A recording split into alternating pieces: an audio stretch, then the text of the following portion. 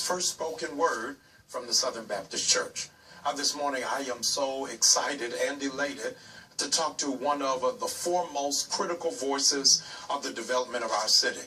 He is, in fact, always on the front line talking about the advancement of African-American people in the area of economic development. He's the founder of Baltimore's Black Chamber of Commerce.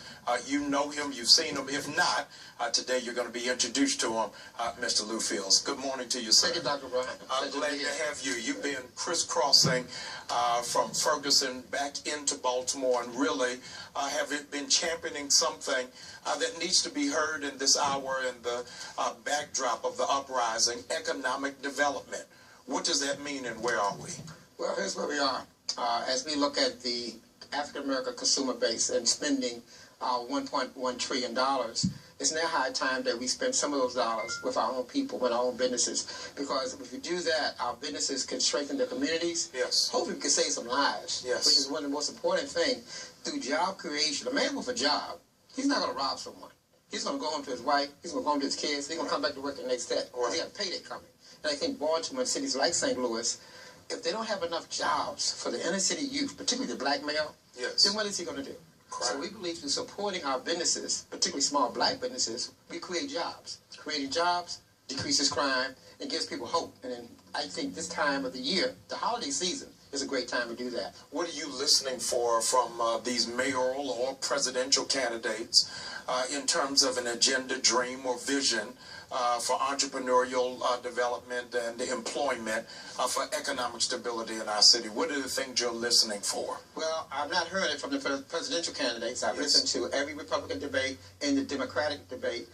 They are shying away from Black Lives Matter. Yes. They're shying away from development of small community-based businesses. But looking at our own city, we have yet to hear the platforms of the multitude of candidates. Yes. And I think when we host our mayoral forum on the 15th of December, we're going to have people asking these hard questions. What's going to be different under your administration with the same crew, if you will, who received the funding? Will they still receive the funding? Yes. Will Pratt Street still get $2 million and North Avenue no dollars? What's going to be different under your leadership? And I think if we don't ask those hard critical questions now, how are we going to hold them accountable if they get elected in our city?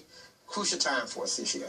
It is really when a report just came out this week from the New York Times on a lot of negligence that's happened in the police department in terms of arrests or the lack thereof. The questions keep coming back. Things would have been different if on that fateful morning Freddie Gray was actually going to work. And regrettably, he was not, as so many in the community have not been able to do.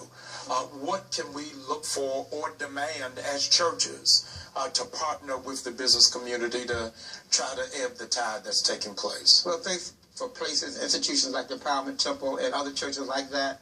We know the church has the opportunities and the willingness to to offer job fairs, yes, to do financial literacy like you've been doing. Yes. But I think the disconnect in our communities is where the church can come into play.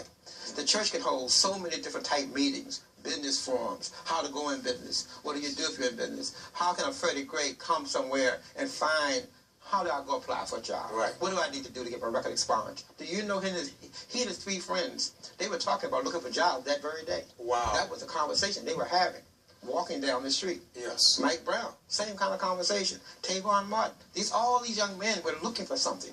Right. And the church is the best answer for that. It's always been. It's been the pillar of black life in America since day one, whether it be on the plantation, doing Jim Crow, or doing 21st century right now. We need the church more than ever, because where else can these young people go? No, I agree with you wholeheartedly. City Hall?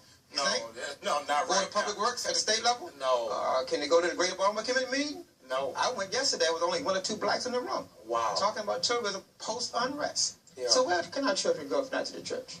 Yeah, no, this is so important, and it's not just about business, but as you said, how we spend our dollars. Yes. If you would consider that most of our money goes outside of our community, as soon as we cash the check at Empowerment Temple, starting on Black Friday, we're opening up Kwanzaa Plaza at 1505 Utah, where we're bringing in 100 black vendors for black people to do Christmas shopping within our own community. I think this is so important, and it's significant that when you support black businesses, you're really supporting yourself. Why do you think we're running behind in that hour, particularly in a majority black city? Well, everything starts with a person's consciousness. Yes. And when you get your dollars on payday, if you don't have a conscience that says, out of my discretionary money, because we know a lot of our income goes to mortgages, rent, car payment shortages, but we have discretionary income. Yes. My thing for the holiday season is to say to Marylanders, 1.5 million black folk, if a million of us spend $100, if 1 million black folks in Maryland spend $100 this holiday season with a black business, what kind of impact is that? That's a significant impact, and I hope they'll do it this weekend at 1505 Utah Place. Please join us. It's a celebration of black businesses. Black Friday, we open up at 8 o'clock in the morning. I want you to join us there. The Black Chamber of Commerce is doing incredible work. How can we find out information on getting contact with you? I'm glad you asked. Myself and the late Ray Haysbert had a vision to start the Greater Baltimore Black Chamber of Commerce in 2006, and I'm happy that on first Wednesday, 7 p.m., Coppin State University, they still meet. We've turned it over to the young folks. They got it going on, and we want to applaud you before we end this segment for your work and your leadership, Doc. Thank you so much. We appreciate you. Across this country, we appreciate you. Thank you so very much. We'll be right back with our second spoken word coming from Pastor Jason Clark of the Omega Baptist Church. Stay